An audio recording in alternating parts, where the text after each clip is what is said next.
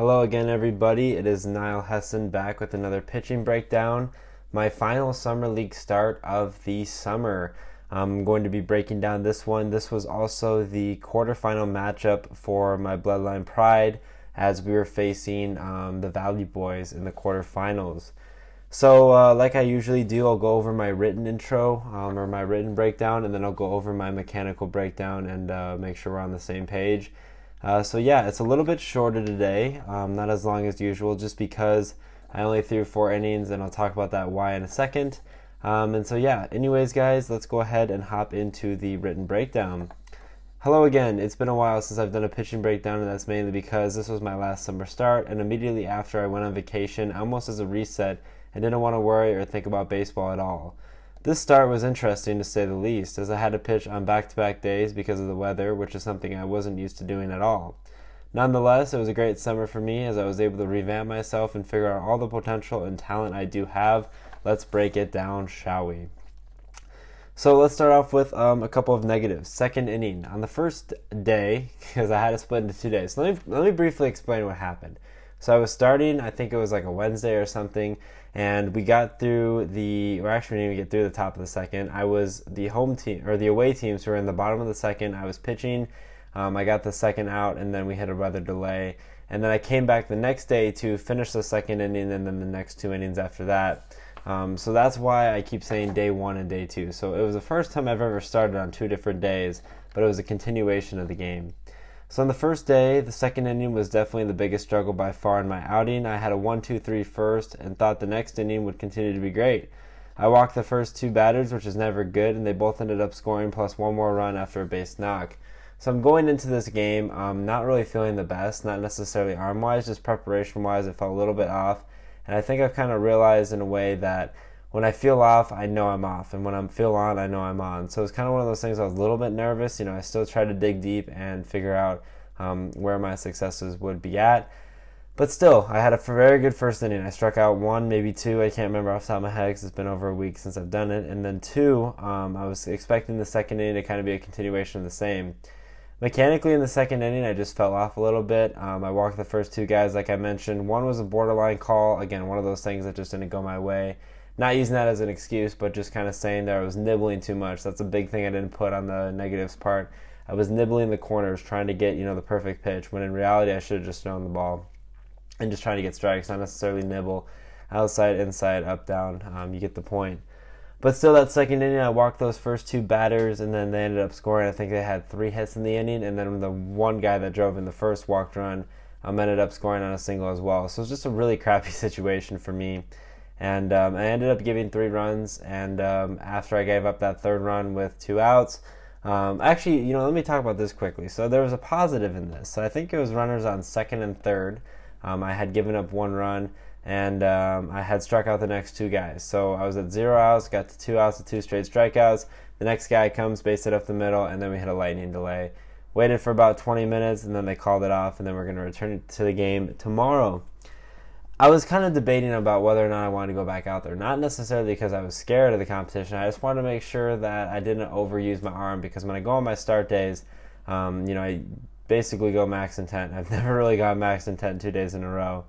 Nonetheless, I went back out there again, and I ended up getting that final out the first batter, and then my 3rd and 4th innings were good. But that second inning was definitely a struggle. I gave up 3 earned runs, and we ended up losing the game 3-2. Predictability. This piggybacks off the second inning note, but I feel I was too predictable to hitters. I was really only throwing fastballs and cutters and didn't do a good job of establishing other pitches like my changeup or my slider. I gotta give them credit where credit is due. The hits I gave up were pretty well placed. They just hit the ball and did a better job of adjusting. Still, if I mixed my pitches or even eye level, I feel I would have been on top of it more and had more successes. So typically, I like to establish the fastball early on. If they're not going to be hitting the fastball, why would I throw them anything else? Especially if they're too late on it, why would I throw a changeup or a slider to speed up their bat? That's just not smart. Anyways, I was being a little bit more predictable. I really only threw maybe 1 or 2 changeups, and it was fastball cutter the first 2 innings, which is really off tempo. I shouldn't be doing that. I really should be saving the slider if I'm going to save any pitch, and just do fastball, changeup, and cutters here and there, just because the speed difference and then also movement difference. But anyways, I was just throwing fastballs and cutters, and that was kind of killing me in a way because I was trying to nibble and then I wasn't able to hit the spots. And my cutter wasn't really cutting as well as it typically had, or when it's really on how much it cuts or moves or whatever. So it was almost in a way like I was just throwing a bunch of fastballs that weren't really moving. Maybe the four-seamer in a two-seam way, but the cutter was basically like fastballs. So in a way, it was like I was almost throwing all fastballs, which it becomes very predictable, especially at college-level hitters that I'm facing. They're going to eventually figure that out and start to hit the ball better and just be better than I was. And that's just a matter of the fact, as much as I hate to say it. But anyways, the predictability was definitely, way too much. I should not have been put in that position. I shouldn't have done that to myself, which is something I've learned from the start, is to especially mix in changeups. The slider can wait. You need 3 pitches to start. You don't have to throw them all the same amount, but just to show that you have those pitches. And then eye levels too. I think I was doing a pretty good job of high to low, but it was a little bit too exaggerated. I was going too high or too low, where in reality on an 0-2 pitch, I want to just get high enough or low enough. So it was one of those things where I just wasn't finding it, and that really all the predictability happened the second inning because I came back the next day and I was throwing more sliders and changeups as well, and then they were just all out of sorts, and that's why I had some success. My changeup, the very few changeup I threw, whether ahead of the count or behind it, it definitely struggled, and I wasn't able to throw it effectively to get the hitters off balance. Although the changeup has always been my worst pitch, there is something to note that is just slightly improving, with still lots of avenues to go. Now, the changeup, like I mentioned, was not my best pitch by far. It's never been my best pitch, and it's something that I'm working to perfect. The reason why I say this is because I really want eventually to have a really good changeup to the point where it's almost like drawing a blank, Jero Cotton. This is one name that comes to my mind because he's on the Twins, has a really good changeup. I don't know why my changeup hasn't been good. There's definitely a lot of reasons that it could be. I think more than anything it's just my grip and the way I throw it, or a mentality thing. But anyways, the changeups that I threw very few, and the ones that I threw, and the reason why I only threw very few is because they were just so off. I missed a lot arm side, especially up, which is weird. You don't want to do that with a changeup. So I got to figure out this offseason how to establish a good changeup, and I want it to be my best pitch. That's my goal, is to make my changeup the best pitch. So anyways, when I took that out of my arsenal, eventually I was just like, I can't throw it anymore right now. I just got to rely on fastball, cutter, slider, which day 2 it worked perfectly. And I threw some changeups. I threw a couple, but most of my changeups that I threw, and really only a game or two, I was really confident in my changeup. It just struggled. So that's a note that I'm going to work on down the line. Let's move into some positives. Day 2, having to come back the next day immediately and pitch again to pick up where we left off was definitely challenging and not the easiest thing to do. However, I threw 2 1/3 scoreless innings and put my team in a position to win. If I didn't struggle like I did the first day, we'd still be playing, which makes me a bit sad. And then I put a cute little sad face. Still, something to be proud of because I didn't know how I was going to react to the situation. I ended up handling it pretty well. Yeah, so the 2-day thing is definitely something that I was not expecting. I don't think really anybody was expecting. And, for me being a very routinistic guy, I thought this is something that, it can definitely hurt me and I can, have some failures. But I ended up doing a good job of not doing that. And really took advantage of the extra day. I really rose to the occasion. And if it wasn't for that second inning, we'd be playing again in the semifinals. So good positive there, at least to show that I'm capable of doing that in case that were to happen again. I put taking some off the fastball. Going into day 2 and not wanting to overuse my arm, I figured I'd have to take some off the fastball and adjust accordingly. I was really only throwing 79 to 80 compared to 82 to 84, but it worked because it helped save my arm, A, and B, then change speeds for the hitters from the day before. Even taking 2 to 4 miles per hour off helps throw the hitters off balance and for a loop, which I can use to credit some of my successes. Taking some off also helped me throw more strikes and hit more spots accordingly. Now, with that being said, I still want to throw harder and throw strikes at the same time. Bottom line is, I'm not going to make the major leagues throwing 80 miles an hour flat. I'm sorry, it's just not going to happen. Eventually, I wanted to get to the point where I'd throw hard enough that I can throw strikes. I think I'm starting to get that a little bit. But anyways, with this taking some off the fastball, my body had just thrown, technically 60, 70 pitches from my bullpen into the game on day 1, and then I had to go back and start it again. I didn't want to kill my arm, so I basically took some off the fastball. I used all my mechanics as best I could and just really didn't use as much of my arm just to not kill my arm. It ended up working out, like I mentioned. I was throwing consistently 78 to 80 probably, which is not great, but it was doing the job, and basically it was one of those things that more than anything, it's just an adjustment. and I was able to adjust and have success with it. So I'm very proud of that and being able to do so. Now, eventually, down the line, now as I'm training, and if it were another game, I'd be trying to throw as hard as I can and more strikes. But with the circumstances, it was just one of those things more for arm safety and protection. Slider. The slider has slowly but surely started to become more and more effective for me, and I've been able to have successes with it and use it more in my arsenal of tricks. The slider has always been something I've prided myself in, but during the game it was even better and continued to help keep the hitters off balance. The thing I like about my slider is both the vertical and the horizontal movement it provides against the hitter. The slider is also one of those pitches I really want to perfect. Obviously all my pitches I want to perfect, but the slider also as well, because I don't have a curveball. Just my arm angle, it's really not good to do a curveball. So for a slider, it's more horizontal movement compared to vertical. Now, you do have that vertical movement as well, but my slider typically, because I'm like 3/4 and I'm going across my body, kind of like Chris Sale, it just naturally goes more horizontally than vertically. But it does do both, more horizontal than vertical though. And honestly, it was very good. There is a clip in here that I'll get to in a minute when I'm done doing this. I have one more note, and it's just a closing. Where basically I'll show you my slider and just how effective it was been. And it's really been a very effective pitch for me all summer. So hopefully I can carry that on to Coso and moving forward. Closing. Yes, I understand the breakdown was short, but I only pitched 4 innings due to a 2-day hiatus, so there wasn't really too much to break down. Overall, the summer was great for me as a pitcher, and I cannot wait to go back to Coso and get to work. Pretty soon I will lay out my goals and plan moving forward, so make sure you guys stay tuned for that as well. I'll probably end up making a video on that. Just to kind of see if you guys are on the same page with that. But anyways, guys, it was a really good summer. It was more than anything, it was a perfect amount of games from where my body was at, dealing with an injury and trying to get back into the swing of things. It was really good. It was nice to be at home and all that stuff, and I'm really hoping I can do it again next year because it just works my schedule perfectly. I like to take the summers to train and get better compared to playing on a consistent basis in one of those collegiate leagues. So hopefully it ends up working out for itself and I'm able to do that. But let's go ahead and break down some of these pitches and get you guys on your way. So it's a little bit shorter today.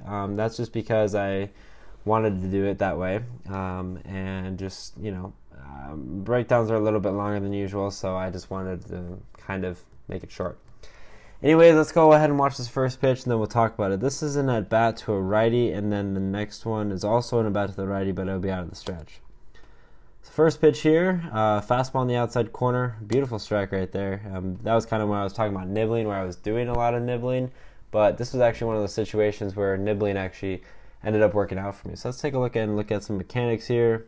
I kind of went slow from the windup. Good balance point. Not good drive. The drive wasn't very good too. I do feel like in a way I'm sitting back a little bit more on this back leg and also on the backside here. But definitely could still do a better job, and I'm trying to figure that out this summer and how my body works. Let's go back here. Good separation. Front leg honestly is not too bad. The only thing I don't like about my front leg, and it's just a consistent thing, is it's really diagonal. It looks like I lose power. If I'm able to just straighten this leg, I'll have more power. And obviously I'm not going to go into that too much because I talk about it pretty much every breakdown. But anyways, release point's pretty good right there. Obviously, I maybe like a little bit more, but I mean, for where it's at compared to up here, even though it looks like it's up here right now, that's a really good release point and just a good pitch in the outside corner. So I had 0-1 in the count here. I go with the cutter just because he hasn't seen it yet. On the outside corner, well, I was supposed to be on the outside corner and ended up being middle. There really is no leg drive here, so I'm going to kind of skip over that. It just look at this. It's like no leg drive. It's kind of like I'm drifting, which is fine because my arm motion is just like one of those flinging motions. But if I'm able to get some drive and then hit the landing spot and then fling my body, I'll have more success. This is a good stopping point for this pitch because you can see my whole body right here. It's relatively straight. I want this to be looking that way more. And obviously the front leg, but scap looks good. Everything other than that looks good. So good quality pitch. Let's take a look. Release point if I can find it. Basically right here is my release point. See how it's more out in front and I'm like pushing to the catcher? I probably would just like to release it a little bit more, but if I release it too much, it's going to go straight in the dirt. So good pitch there. So now I had 0-2. I don't know why I'm doing that, sorry. Head 0-2. That's the slider I'm talking about right there. Got him for strike 3. Beautiful pitch. Typically, you do not want to throw an 0-2 slider down the middle. This was not where I was trying to throw the ball. But it changed the eye level of the hitter enough. It started off high, right there. He probably's like, oh, that's going to be a ball, and it just drops. And it didn't drop too much. It didn't move too much. It just was like a perfect little drop slider right there. And good mechanically. I mean, really good mechanically today, which I think contributes to me taking it slow and taking it step by step. I believe this is a bad pitch. I wanted to show you guys like just a bad pitch of mechanically for today. I tried something new. I've been trying this new windup, and I don't know why. It's one of those things that I think is going to help me sit on my back leg, because you go forward and then you go back, and it's, I don't know. This is something I've been working with, but I tried it for one pitch, and it was horrible, so probably won't do that again. It was a fastball up high, and it was too high that my catcher couldn't even catch it. So let's take a look at it quick. Balance point's all right. I feel like I had a little bit better drive with that. And then, honestly, really good mechanically. Well, actually, not really good mechanically. It kind of looks like I'm bent right here, which, again, I'm not going to go over too much because I always do. It's just one of those situations that's a little bit tough to work around. But other than that, release point is back here. That's my, well, a little bit. Shoot. See how it's kind of up here compared to right here where I was and had success, which is why I missed the ball up high. This is next at bat. This is from the stretch. I kind of go with a quick slide step, balance point, no drive, fastball, or actually it was a cutter rather. I need to figure out a way right here where I can hinge on that backside and get that traction and not separation, but get that power and store that power to just push myself forward, while at the same time keeping track of the running game and make sure no runners get across or move across. I just released the ball up here. That's a perfect, that's literally a perfect shot of where I released that ball. Yeah, like literally look at this right here. That's really bad. It needs to be right here at the minimum. And it's like one of the worst ever, and that's one of the reasons why I threw the ball so high. I know I keep reiterating the release point, but I'm really trying to dramatize and show you why I don't have success on certain pitches and just consistently reminding myself to throw out in front. So I'm down 1-0 here. I don't know. I think I went fastball. Yeah, fastball low. That's just a bad pitch. No drive. I just basically tried to use all upper body. I mean, you can see I'm attempting to like drive. Honestly, not bad front leg placement, but I'm actually kind of curious to see what happened. Release point is actually good.